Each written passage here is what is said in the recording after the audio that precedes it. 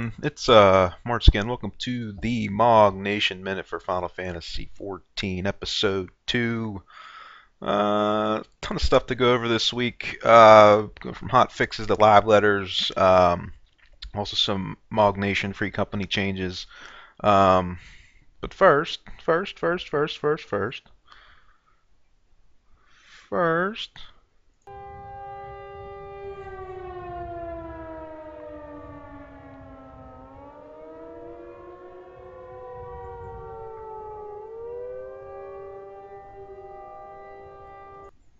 Got some breaking news. Breaking news. Um, just moved to Bahamut. We have switched from Gilgamesh to Bahamut. If you're not on Bahamut. Behemoth. We're on Behemoth. If you haven't switched from Gilgamesh to Behemoth, switch now. Um, Pretty sure free transfers stop at midnight tonight. Tonight's 21st. So if you have not transferred over, it is free until midnight. I'm pretty sure. So switch now. Get it. Do it while you still can. Yeah. So uh, reason why we switched. I know a lot of people were saying it. Had to do with endgame and whatnot. Tempest Fox. He's my assist leader. Myself and Thalef, our outreach officer, we didn't take this too lightly we uh, when we were talking about the move. I mean, we pretty much talked about it for 3 days. Um, we all ultimately decided we are going to transfer just because the massive amount of people on Behemoth. Tempest actually scouted it out for 2 days in general just to see and feel the the server itself and the group of people that were on there. I know he wanted a lot more people to play with on his oceanic time zone. This didn't really, at the end of the day, didn't really go into why we all transferred and why he transferred in general. But you know, actually, funny story. They actually all of the oceanic people actually switched to Japan servers. So yeah, kind of ironic. But that decision did not ultimately was not ultimately the reason why we moved. We figured the casuals would be happy on there. The end gamers could find groups with the amount of massive people on there. Crafters wouldn't mind the change since servers were free. Um, Also, a couple other things that reason why we did it. Um, uh, it was actually part of the agreement of moving. So, anybody watching this from MOG, this is for you. You know, we're no longer going to really open recruit. I know I've been busting my tail trying to get people in game on forums, any Twitter, any open site that I can post. It's getting kind of tiring to be honest with you. So everyone's more than welcome to join the free company. We're not going to open recruit and just bring random people in. We weren't really feeling a good vibe from the people that were coming in, and they were either not participating in guild events or they were not talking in chat or on Mumble or registering on the forum. So we figured it was best, to just not do this. Tempest and I are also going to be more of co-leaders now than anything else. I was honestly burning myself out when it came to all the guild duties and whatnot. So that's another reason why we switched. We're going to go to a more casual setting here. So yeah, that's actually point three is casual. It's honestly what MOG Nation is built upon. We all work full time, most of us anyway. Um, so everyone can go on their own pace, and everyone's happy. So um, that's really about it. The Let's go into the 2.05 hotfix. Came out last Tuesday on the 15th. Let's see what kind of notes we got here. Big one. They for the free company quest, they changed do, do, do, do, do, do, do, uh, it's no longer to go from second lieutenant to promotion. Oh, it's a promotion to second lieutenant. No longer have to clear out a port keep. They switched it to Orem Vale. I honestly have never been in Orem Vale, so I can, from what I hear, it's not a, the dungeon isn't ran a lot, so I can understand. Plus, to alleviate the stress on out of port keep from reserving dungeons and whatnot. Um, so, it's not required in your promotion quest anymore. Airships and ferry fees have been reduced. I know Axe, who's one of our tanks, he noticed this considerably. It's absolutely amazing. So that's awesome. Um, Experience received from miners and botanist guild levels have been increased. Oh, this is actually a pretty huge one.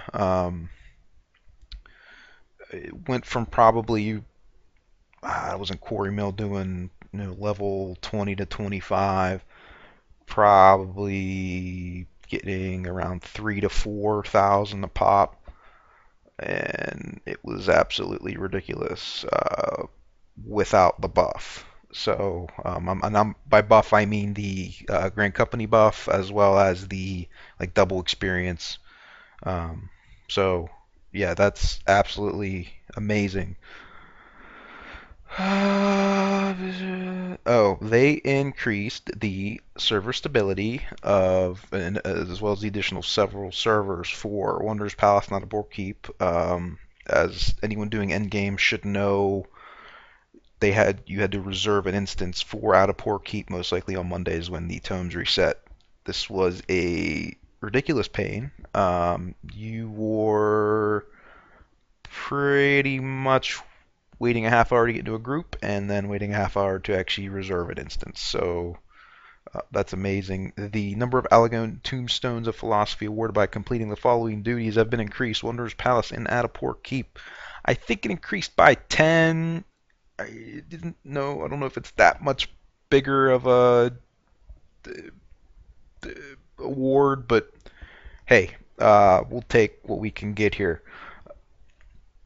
The number of elegant tombstones of mythology awarded for completing the following duties have been increased: Wanderer's Palace, the Howling Eye Hard, and the Naval Hard. So that's good. I know a lot of people are running um, those for tombstones real quick because they can. Enemies in the following duties will now drop Gil, the Wanderer's Palace, Adaport Keep, Castor Meridian, and the Praetorium. For AK, this is absolutely amazingly, ridiculously good. Uh, Mobs are dropping about 40 to 60 gil per kill. So, I'm coming out there with around probably enough to repair. For a bar, though, it's around I'd say halfway down 1500. So, it any gil that's dropped besides one is good right now. So, um, let's see here. Mechanics and enemy positioning have been adjusted in the following duties of Wanderer's Palace, Castor Meridian. I never really noticed too much in there, but they did change that. They did change the Caracol like I said they would in the last video. So, more fleece for you.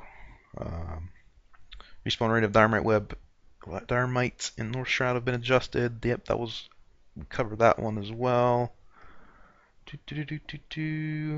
Following changes have been made to the material mounting interface. The order of categories in the pull-down menu has been adjusted. I guess it was just a easier UI for the melding. But underneath that, though, is an interesting one that I have, red notes. Unused gear will be bound to a character after engaging in battle, crafting, and gathering even once regarding of item level. Apparently there was an issue on the item board where people would be buying gear for coil. They would equip it, they would run coil for the week, and then before they would soul bind it, they would put it back on the market board. I'm not sure why it was, why stuff like this isn't soulbound once equipped, but they definitely fixed that stuff. So, good for that. I know the pricing, that definitely fixed on the market board for those. So, here's a weird one. Walnut bread no longer sold by a shopkeeper NPC located in Eastern Thanalan. Now, let's Google that real quick. What the hell does walnut bread do? Cause I didn't write that one down. But hey, let's just check it out anyway. Walnut bread, Final Fantasy 14, and let's see what we got here.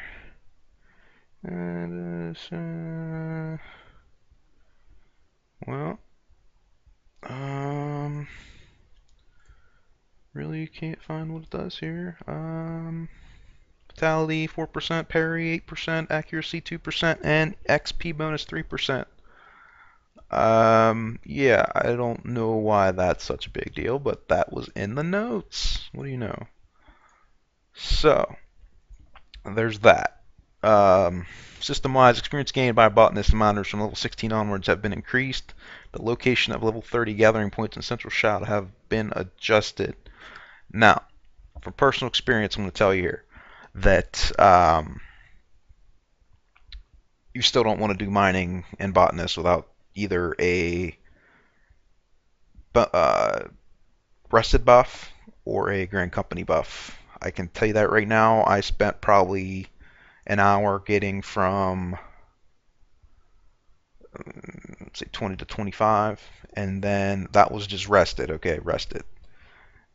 And then straight up went from 25 to 30. Took me 5 hours because I was not rested, did not get my buff. So yeah, you may want to do that because it took me forever. I was up to the wee hours in the morning. Um, yeah, it kind of sucked. So don't do what I did. Make sure you get your buffs and farm your seals and get the buffs. So it's all good.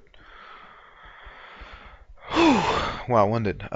Players will be allowed to create a maximum of 8 characters per service count every 24 hours. According to Magic Mike on Gamebreaker XIV Reborn, the reason why they were doing this, I guess the bots were pretty much just doing the low-level quests. Um, After you create a character, doing the not gathering but crafting quests because you do get quite a lot of shards. So I am assuming they were selling them on the market board for quite a lot of money. I don't know how much they could be selling them for, but hey, if you're running a bot that does it automatically for you, I mean, what the hell. So there's that. Now, there is a bunch, and I mean a bunch, of just little fixes. Uh, but I am not gonna go through them all. There's just, they're so small. I didn't find really a big significant one. I, you know, if you're watching the video, I'll get you a link to either um, the the forums where I'm going to post these. I may have it on Tumblr. I may not. I haven't decided yet. Still getting that set up right now. So, I apologize if it's not, public, but I'm trying my best here. New to this whole blogging and Tumblr thing. So, um, now that was just Tuesdays. There was some things that need to be addressed on Thursday. Um, and yeah, let's see. The maximum limit is placed on the number of players who can be in one area. If you attempt to move into an area that has already reached its maximum limit, you will receive a message saying you cannot enter that area. Should this happen, please wait a while and try again. Now, okay, so they got the servers fixed. So what they're gonna just limit the areas you can go into now.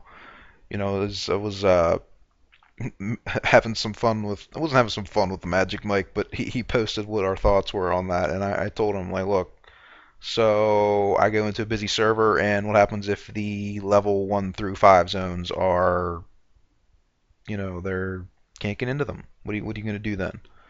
Now, maybe taking it to a little bit of an extreme. Um, I can only assume it's a temporary fix, so it is what it is at this point. We'll take what we can get as long as we can get into the game. I assume it's more or less for the Odins and Behemoth fates. So let's see what else we got here. They took down turn 5 of Coil again as well. That was I think after Thursday. It may have been before then. But yeah, there was some glitch issues that were still being found where he just sat there and people whacked at him, and that is a exploit by SOE standards, or not SOE, Square Enix by their standards. So they took that down. I think it's been glitchy for quite a while now, but they had to take it down again. So there was that's it for the patch notes that came out, or hotfix. Um, Now on Saturday there was a live letter, so we're gonna get onto that a little bit, and let's just go down the list here. I think the first question, they didn't. I don't think there were people that actually asked questions. I think they came up with the questions themselves and then explained it. So the first topic they had was in regards to Duty Finder. Um, they were going to add a party recruitment board, and this is for server wide. So I think that's actually quite nice. They used to have one in WoW back before the Dungeon Finder was out. And what you used to do was you used to type in your information, and it would show a board of, okay, I'm a DPS, and I do this and do that. I'm this class. So you know they're gonna make it like that. They're also gonna make it, if you want to do speed runs and whatnot. If you're clearing the main scenario or looking for relaxed party play or putting, efficiency. So, that will help people get through certain content they want to get through. Now, there's also going to be an update to the Duty Finder. Um, they're going to make it to where it's going to match you based on categorical basis. So leveling dungeons, high level dungeons, story, guild heists, and other content. They'll also be attempting to make this a way you do stuff like this to attain Maligan tombstones. So um, yeah, there's that. Um, they're also increasing the method to acquire Allegan tombstones, and like I said before, they're going to start doing the dailies like they have in WoW. Where you do certain dungeons or do a random dungeon or um, match categories when make it possible to. Oh, daily quests and Crystal Tower. So yay, dailies! Everyone loves dailies. No, not really. Um, I honestly don't have a. As long as there's other ways to obtain the stuff in the dailies, I don't have a problem with them. But um, yeah, I mixed emotions about that. Regarding the amount of gil obtained by players recently increased the amount of gil you can obtain through the instances. For now, we will monitor how much of an impact this will change the economy. So, like I said before, getting where they did a lot of the end game dungeons with gil additions. So, 40 to 60 gil per kill. I think that's an awesome addition right now.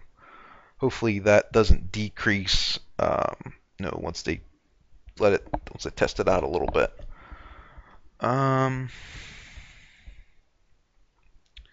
Special Task Force operations. I guess they're having an operations issue on the Final Fantasy end regarding customer service. They're getting their wires crossed when it comes to, what was it, Dragon Quest X, which is an online game. I'm assuming. I actually I'm kind of new to that. I've never really heard of that before. Hey, I learn something new every day here.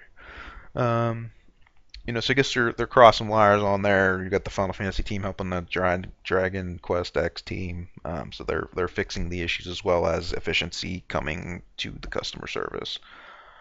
In regarding to cheating, they're pretty much doing more than they're already doing now. they're doing so much right now. I haven't noticed that many people sending me tells. I haven't noticed any warpers. It's actually really nice right now. I'm still getting the occasional tell, but it hasn't been as bad as it's been. So, that's a good thing. Question 5. In regards to network lag in Europe, they're pretty much explained that it's Europe's fault. It's not their fault. We'd like to ask European providers to address this and appreciate your cooperation to help us. Yeah, so that it's actually kind of funny to be honest with you.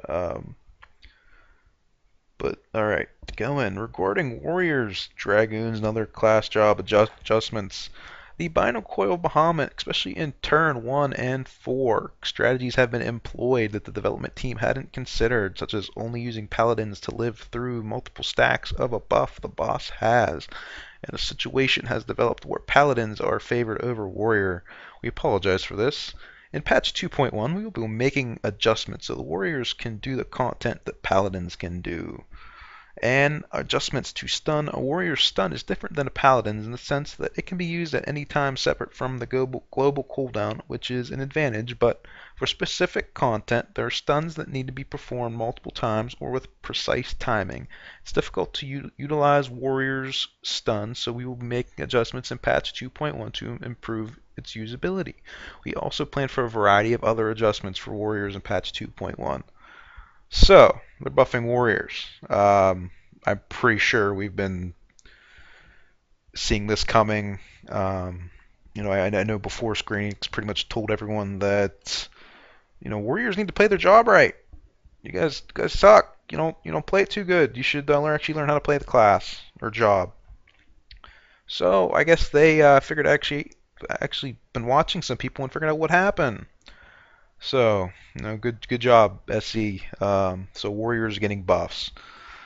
That's that's good. And Jesus, if you're watching, you may want to come back because you'll be viable again. So not that you were a bad tank, but your health won't slingshot up and down like a slingshot. All right. In regards to Dragoon, I guess the jump ability, they're what do they want to do with it? They're asking to make Dragoon become invulnerable when you use jump. Now that kind of makes no sense to me, but hey, um, they're stating if that was the case that would be the only choice for DPS. I don't like playing melee in this kind of game right now, so personal preference. It's not anything to do with the job or your classes. I've been was playing a warrior in WoW for fucking 3-4 years. So yeah, that. Um, regards to bards, they feel that now I play a bard. They feel we're a little strong due to the amount of damage they can do without being impacted by that much from the fight. Um, I think that's complete and utter BS. I mean, and I'm not saying, oh, I'm a bard, don't nerf me, but I die just as much as everyone else dies. I still have to move just like everyone else moves. Yeah, my auto attack may be on, but it's not like I'm doing that much damage. So, uh, yeah, I don't like that idea, especially because we have to watch the healer's mana bar so they don't, lose mana and run out, and so they can heal us, and I lose 20% DPS on that. So it is what it is. I'm gonna be making the most of it while I can. So now melee DPS is funny. Currently, the melee DPS have a harder time dealing damage in certain fights due to having to constantly dodge an enemy's attack. Therefore, we do have plans to make adjustments to the fights so that melee DPS are able to do more damage. Yeah. I never realized how actually hard it was for melee DPS because honestly, I'm a bard and I just sit back and sling. Um, Probably gonna, I would assume, adjust the fights to have us both maybe move around more, um, equally sort of ish. But we'll see what happens in 2.1 and after. So now they roll on to housing after this. So if you're not interested in housing, you can skip to the end right now. But yeah, it's everything else has to do with housing except fates. I think there's a let's go down to question 9. We'll go back.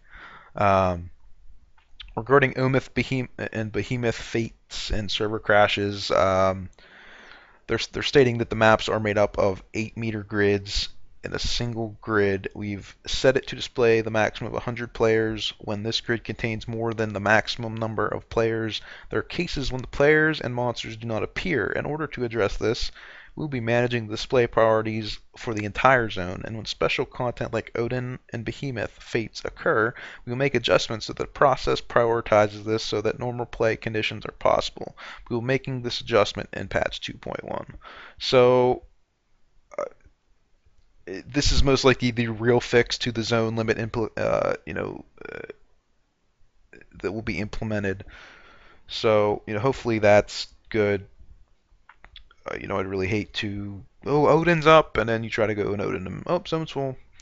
Then you're with the launch issues all over again, just with certain areas, and I would think that would be complete BS. So let's go back to question 7. Again, this is all about housing. So, question 7 is regarding the maintenance fee for housing. There will not be any maintenance fees, so that's good. Just have to buy the house. That's straightforward. Now, what are the requirements you need to fulfill to have a house? You will need to increase the rank of your free company. They're not saying what rank you need to be. They're not saying if they're increasing the ranks past 5, but they said you will need to increase the rank. Now, they are planning to have 30 houses per instance, or uh, yeah, land plots, 30 houses. So I guess that means 30 plots, from what I'm seeing here. Um, Now, they also state that 85% of what the housing will consist of will be gathering and crafting materials. So I'm actually really excited for that. The reason why I play Final Fantasy XIV is for the crafting aspect. That sounds kind of silly, but for me, if they didn't have crafting and housing, and I might as well just go back to WoW because you know, in WoW, crafting kind of meant nothing once you were doing endgame. In Final Fantasy, you can craft actually endgame gear, and it's pretty viable to use as well. So, I really appreciate the SE team for putting stuff like this in the game because it makes me want to play more and stay up till 7 a.m. leveling my mining and botany. So that's cool. Let's see. Let's go down here. I don't want to go with everything here. We'd be able to store items within the furniture. They are not looking at doing that. They're saying sometime after 2.1. So I'm thinking like chests and whatnot. Store inside your furniture. Um, what happens when you have a house and you disband your free company? Unless you abandon the house, you cannot disband your free company. So that's interesting.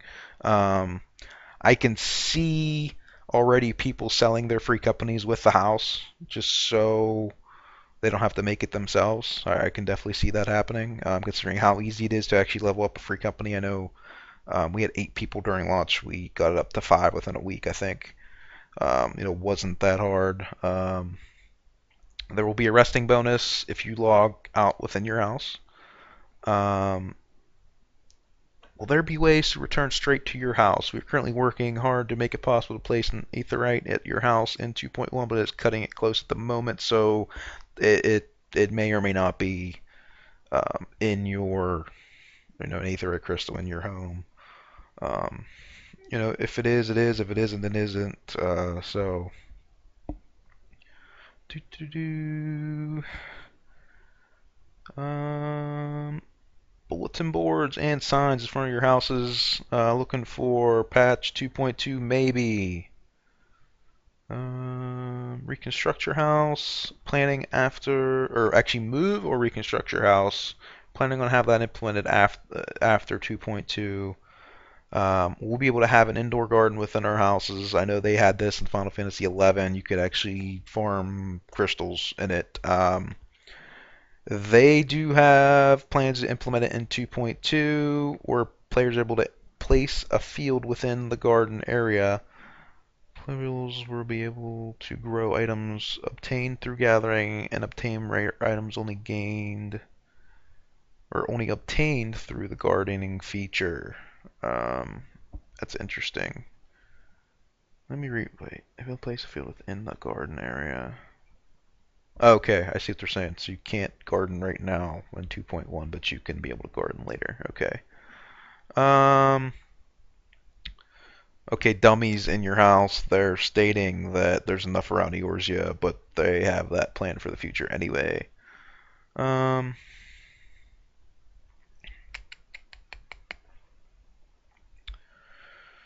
well, anything else interesting here? No furniture. Oh, okay. Will you be able to place furniture outside of your house? For right now, they're gonna have two um, types of furniture. That which can be placed inside and that which can be placed outside. So that's cool. Um, I'm hoping like when Halloween pops out, you can or comes out, you can and Christmas and all those events, you can actually plop that stuff outside. That'd be awesome.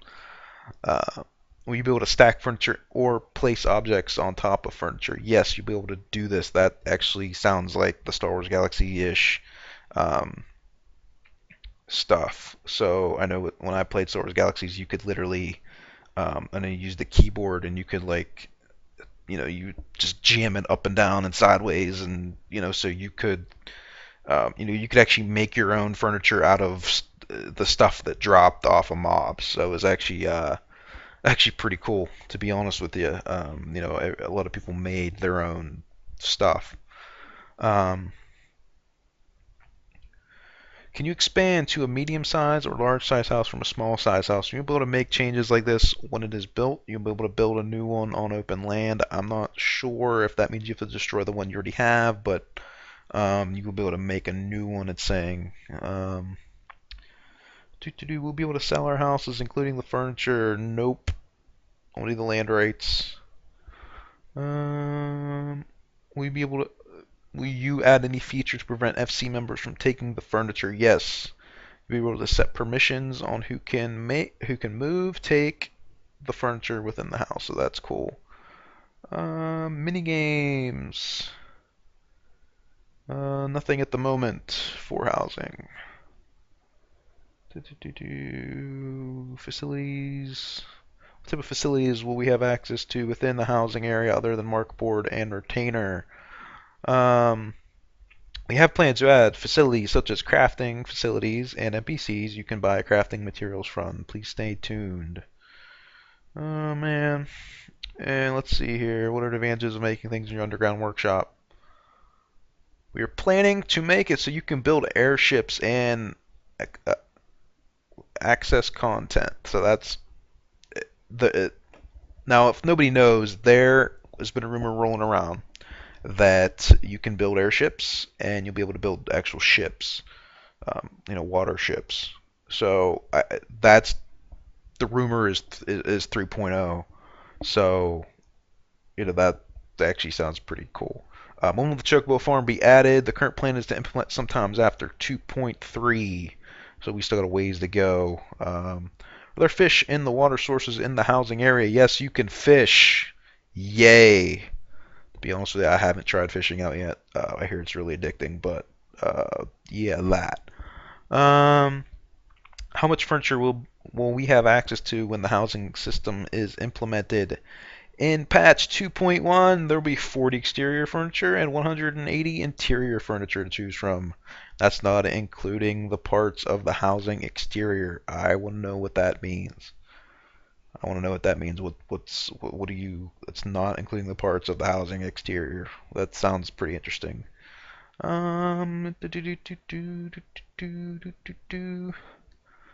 Mannequins for your armor 2.2. Or actually, no, no, no, no. unquote that.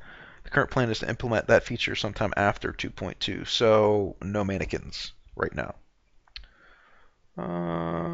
Let's say we place some walls within a large room to separate them into smaller rooms. We'll be able to place doors within the walls. No. Actually, you'll be able to place walls, just no doors. So that's unfortunate. Can you set individual entrance restrictions for large size houses that have 2 floors and a basement? No, you cannot. So that means you cannot block off rooms either. Will there be a feature where you can collect gil from FC members to purchase a house? We currently do not have any plans to implement that feature. Now, I don't see why people couldn't mail you stuff. Some people have a. It's not that big of a deal, I don't think. People could just mail you the furniture. Can you place a strategy desk in your house like the ones found in I can't. Dragonhead. Yeah, that. I can't say the C one. I'm not even gonna attempt it. They plan on implementing this. We'll be able to change the wallpaper and flooring design. Yes, we would change the wallpaper and flooring design, so that's good. There'll be lights and you can turn on and off, and cabinets that you can open and close. Yay! People asking about aquariums. Currently don't have plans to implement the aquarium, but they said to ask the person in charge, which I would assume is Yoshi P. So, nothing there. Now, there was something else that I furniture cabinets. There was something else that oh, pictures. They are implementing picture frames. They will let you choose, from what I read, they will let you choose pictures, but they won't let you upload any screenshots. So I'm assuming they'll be stock photos. You can use probably, I'm assuming from 5 to 10. They didn't say anything specific, but from playing other games, I can only, guess that.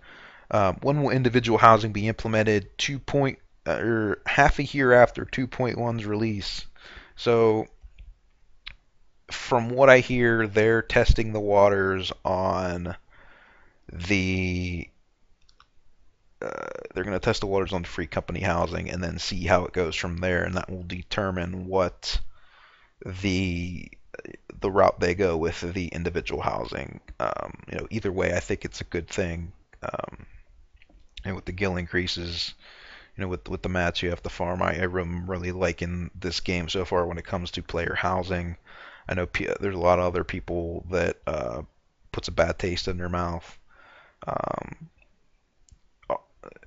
especially with the announced PvP for 2.1. I probably didn't go over that, but to be honest with you, I don't like PvP.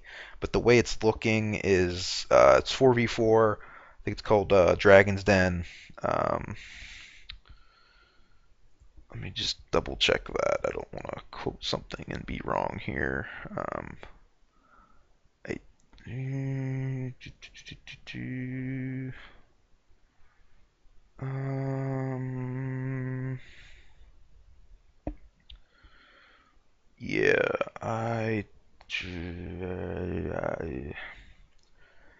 well, in 2.1, PvP 4v4 is coming out. It's From what I hear, it's random dungeons. How they had the video, though, it looked, or well, not random dungeons, random people, but from how they had the video look, it was a tank, 2 DPS, and a healer. So, does it mean that you need a dungeon party to do PvP, and everyone kills the healer first, or everyone kills the tank first, and tank has to keep aggro? Who knows? We'll see what happens when it comes out. Some people were excited for it. I know I was never really a PvPer, so I'm not too excited for it, to be honest with you. But hey, to each their own. Um, Also, bomb earrings are out. Where's this at? Bomb earrings. Click for more info. Where are they at? Oh, nope. Don't want to upload a YouTube video. They're out. I'll probably post a separate video once I know where the hell I have to find these, because I obviously wasn't ready apparently So uh, maybe we'll put that in the next video, or maybe I'll just do another one. So, but that's all the news for Final Fantasy this week. It's been, I haven't been up to date with it, but that is it, man. Um, so, but all right, well, I got some shout outs for this week. Let's pop those babies up. And let's see here what we got up. We got Drew Stubbs at Drewski Gaming, as well as Taylor Forbes at Forbes Day. They been talking to these. I don't know if they've been congratulating me, and I've talked to them a little bit on Twitter about Final Fantasy, and I appreciate that. I appreciate the community getting involved on Twitter. Um, I really enjoy. Um, the conversations I have on there and the people responding back to my tweets. It's something new for me, so I appreciate you guys. Also, going to give a shout out to Kat Andrusco. She's actually the host of XIV Waypoint for Gamebreaker. She actually tweeted me back tonight. I just wanted to shoot her a quick tweet and tell her, appreciate all the her job on and her personality on XIV Waypoint. So, just wanted to give a shout out to her as well. So, yeah, that's it for the MOG Nation Minute for Final Fantasy XIV. It's been more like a, almost an hour, so maybe we should rename it to MOG Nation Hour of Final Fantasy XIV. But hey, there's been a lot of news this week. Um, if you have any comments, questions, leave them in the comment section down below, or get back to me on Twitter. Now I gotta find out where these BAHAM earrings are at, but appreciate you watching, guys. Stay tuned for the next one. I'm not sure if it's gonna be Friday or Saturday or Sunday or Monday. It's gonna be in between one of those 4 days. We'll see what happens here. So thanks for watching. I'm Pittsburgh Gamer. Stay tuned.